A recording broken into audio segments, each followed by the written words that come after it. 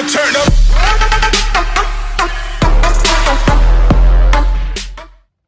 What up? We are giving away this Jerry Judy signed jersey. All we gotta do is hit 1K. We have 2 of the 5 people on the wheel of winning. In other news, I mean, I guess I've started. Well, not started. I've been investing in crypto. We're part of the crypto game. We're trying to go to the moon too. So if you comment below if you've invested in crypto as well. I mean, I think that's a guy thing to do. I really do. Girls want to buy like maybe shoes and stuff like that, clothes and stuff, and then guys just want to invest in crypto and try to go to the moon. Maybe we're all trying to go to the moon to avoid the women. Well, I can bring my son Jackson. Maybe we hopefully get enough tickets for 2. I bought it like 27 cents, and I think it's like, I don't know, 40-something cents. I don't know. It changes like every minute. It's kind of fun to watch, but it's like, oh, there goes money, and then oh, there it goes away, and it's fun. But we're not here to talk crypto. We're here to talk where my rankings are drastically different than, I would say, the consensus rankings or the rankings that I have found. And now there are rankings everywhere, so I'm just going to take Fantasy Pros rankings because they have a wide variety of, I guess you could say, rankers that compile into different rankings, and they give you Dynasty rankings. And so I'm going to go against them because I have certain players that are 5, even 10 spots different in my rankings compared to their rankings. And it's just different strategy and different things. Now understand, rankings are basically a dry platter. It's something that if you are a contender, these rankings drastically change. If you are a seller, a rebuilder, these rankings drastically change. It matters what your team build is. There is reasons why you can lose trades but win championships. I mean, it's all about finding what your team needs and how to fit that. Like, do I want a Zeke? Do I not want Zeke? Like, that's a huge thing. And for a team that's rebuilding, you don't want Zeke. And for a team that's competing, you definitely want Zeke. So we're going to start off with the big one, Derrick Henry. Not the big one player, but like, I mean, he is a monster of a human being, but they have him as Dynasty running back 6. I've seen him drafted 2, 3, 4. I'm just like, oh my goodness, you guys are, why are you drafting Derrick Henry? I actually sold him last year. No regrets. I understand that he's going to just keep on pushing for another year, and this upcoming year is probably going to be a really good year for him. But he is getting older. I mean, we're talking about 27 years old. It's getting to the point where I feel like you need to start selling now and just understand. And I've told people this, that if you are rebuilding or if you are reloading, you could say, trying to get a younger running back, like let's say J.K. Dobbins, DeAndre Swift, CH, these are all players I'd rather have over Derrick Henry. Yes, that may be crazy, but maybe not. But these are younger players I feel like have more tread on the tires, 2, 3, 4 more years versus Derrick Henry, who only has probably 1. That's my belief. So running back 6 is where they have him. I have him at running back 14, and I've actually moved him up a couple spots to running back 14. He was like running back 16. But I'd rather have Zeke and all these other running backs. I mean, we talk about the elite ones, but I would rather have a top 13 running backs over Derrick Henry. I just feel like the tread is going to, you are buying at peak value. And I just talked about crypto and the stock market, but we talked about if you are buying at its peak, the only way is it's going to go down. He's not going to rush for 2,500 yards. I mean, he rushed for 2,000 yards. The chances of him rushing for another 2,000-yard season are very slim. You are buying at peak value because he doesn't perform in the passing game. He doesn't catch passes very well. So what do? Like, I don't like buying at peak value like that. I really don't. I would rather sell now, accumulate as much as I possibly can, because his value went from a player that we thought was going to be a bust to a player that has become this top, I guess you could say top 6 dynasty running back. And this is the time, I believe, to sell, because I feel like he's being way overvalued at this point. But that's enough for that. This next one, I know I'm going to get a lot of hate, because I've seen some well-known fantasy dynasty analysts say that Mr. Cam Akers is a top 5 running back, and even top 10, and he's averages is number 8 for running back rankings.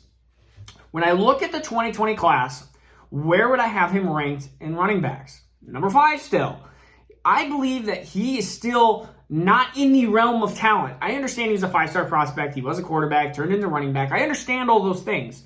But if you look at his talent-wise, I watched all... people say I look like Sean McVay, so I don't know. Sometimes I resonate with the Rams, But then Sean McVay does weird things that I would never do. So then apparently I'm his brother. Maybe you see the Sean McVay face. Maybe you don't. I can't memorize plays like 4 years ago like he does.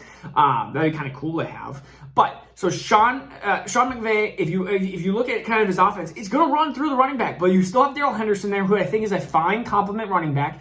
And Cam Akers, he's gonna have to get a ton of touches. My biggest concern is talent.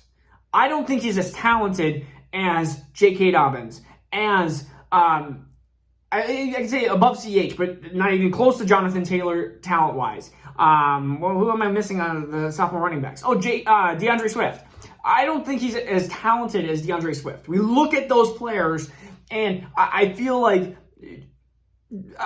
Akers is like a notch below. He's just a notch below, in my opinion. That's what I believe. And some people may totally disagree, and you might ask, well, where do you have him? RB18, which I understand is probably his low point, and I'm probably too low on him, and I should go through the rankings and see 15, 16, 17, but I have Najee Harris ahead of him. I have Javonte Williams, and Travis Etienne and Cam Akers. He's in a tier, I should say. That tier starts, I think, at I believe it's 15. I have to go back to look at the rankings. I think it's right after Derrick Henry. Or maybe it includes Derrick Henry. It's like 14 to 18. So I think Austin Eckler's in there too, Joe Mixon. Those are all running backs that honestly I would have equal to Cam Akers. So is Cam Akers my RB18? Yes. But is he in a tier with 14 to 18? Or maybe 14 to 19? I don't have the exact rankings pulled up right in front of me. But yeah, he's in a tier of the Joe Mixons, the Austin Ecklers, the running backs where they're probably going to be low-end RB1 to high-end RB2, and there's a lot of them, and that's where I have them in that tier. So if you want them higher, that's fine, but if you put them in the top 10, that's really going to be a hard problem with me because, I should not say a hard problem with me, but I think that's going to be definitely a thing that I would just disagree with. I mean, it doesn't mean I'm right and you're wrong. I mean, it doesn't mean you're right and I'm wrong. It just means that that's just where we disagree. Fantasy football can change. Injuries can happen all of a sudden. Like a player can be awesome and be dust. Rashad Penny. All right, we're going to go with the big one, another big one here. And this is not even the big one for, I guess you could say, ranking-wise within position players, but within the overall landscape. So we look at Travis Kelce. He is tight end 1.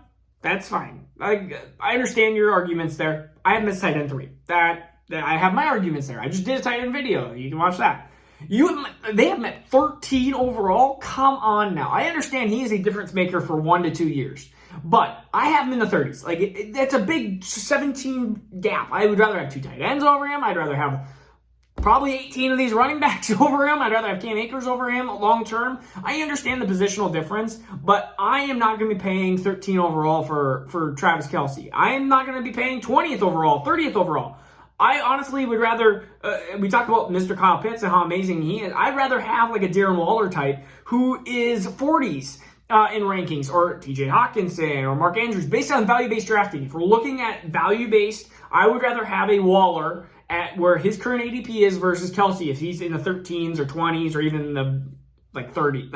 If he's 30, then maybe we'll peak interest, but it just depends on how my roster construction is. Kelce, tight end 1 versus tight end 3, that's the difference. All right.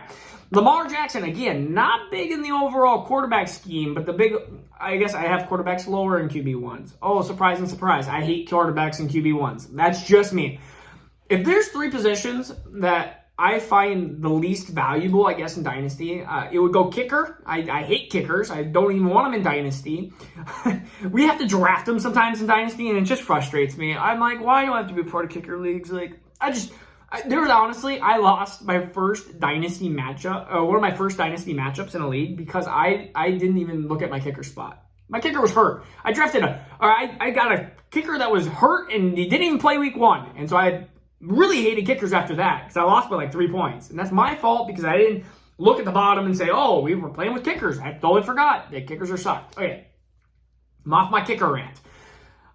What are the other 2 positions? Defense, I don't really care for defenses. I think they change too much. If you play with defenses, I think it should be 0 to 5 points or something like that. I think 5 points for if the defense does really good. Maybe 3 points for a touchdown. Not 6. I think maybe 3 points for a touchdown. So maybe a defense can get 8 to 11 points if they have a perfect matchup or perfect something. But Honestly, no defenses. And then third one is quarterbacks. Quarterbacks is the big one. And that was a long way to saying Lamar Jackson, but QB4 for them, QB5 for me, just flipped with Dak. That's all the big difference, but 55 overall for them, 66 overall for me, 11 spots difference. That's the big difference. Okay, somebody's trying to call me now. So 11 spot difference. Now let's look into wide receivers. So long story short, I mean, I look at quarterbacks, and I don't find them super valuable from especially from 7 to 17, 8 to 17. But if you really want a top 5 quarterback, you're going to probably have to pay up for him, and that's going to be a big problem. The only way I'm paying up for a quarterback is if it fills the absolute perfect need for that team. If I'm contending and I have really good running backs, really good wide receivers, and I have too much depth in those positions, which can happen if I don't have a good quarterback or tight end, then I'm trying to trade for that other positional piece. So I know I'm going to be weak probably at one of those two positions, but I am loading up heavy strong on running backs and wide receivers, which I do in redraft too, but this is Dynasty. So, all right, Keenan Allen, wide receiver 15, for them, wide receiver 20 for me, just age. I mean, he's a couple years away from Adam Thielen type. Yeah, you might get a year or 2 years out of Keenan Allen. I think he's going to have a really good this year. So am I selling him now? No, not necessarily, but I'm just saying the rankings difference compared to do you want Jamar Chase? Do you want Keenan Allen? Those are the big differences that you're trying to figure out what you want. Or do I want Chris Godwin versus Keenan Allen? I want Chris Godwin. Do you want Kenny Golladay or Keenan Allen? I want Kenny Golladay, not Kenny Gaines. All right, anyways, Amari Cooper, wide receiver 17, wide receiver 23.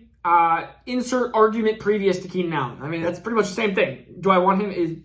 Do I feel like they're top that 13 to 20? I have a lot of McLaurin's, Moore's, Kenny Golladay again, Allen Robinson. I think I said Godwin. Yeah, those Evans. Those are the wide receivers there. And then I have Keenan Allen. It's close, but I do have a little slight different tier there. And the last one, of course, T. Higgins. Insert previous argument to the other two arguments that he's not, or I don't have him in that group. I have him now out of that group, partly because of Jamar Chase's rude awakening there in Cincinnati, or rude transition to Cincinnati. I think T. Higgins is going to be an awesome beta receiver, but you have Tyler Boyd there as well.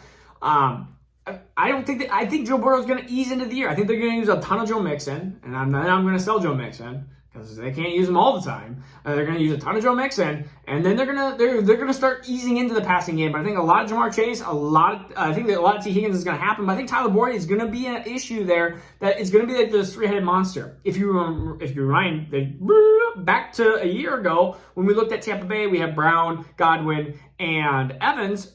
They had interesting years. They really did. You had games that Evans was non-existent, or 1 catch, 1 yard, 1 touchdown, or 2 catches, 2 yards, 2 touchdowns. And then you had games like Chris Godwin that were just 5 catches for 40 yards, and then Evans went off. And then you had games where Antonio Brown went off. That is exactly what I see for Cincinnati being at, if everything works out well. I mean, Tom Brady had an amazing year. Will Joe Burrow be able to reproduce that? I don't think so at this point in his career. And recovering from ACL injury and other significant damage, they said. It looked bad. It was probably MCL. It's probably meniscus too. So that is what I have for differences. So my differences versus their differences. I'm going to do one that is going to be my goods versus their bads. Why not, right? Where they have them low, where I have them high. See where we have them. Whoop, whoop, whoop. All right. This is Marcus Dynasty Football Dads. Peace out. We'll see you tomorrow. Now turn up.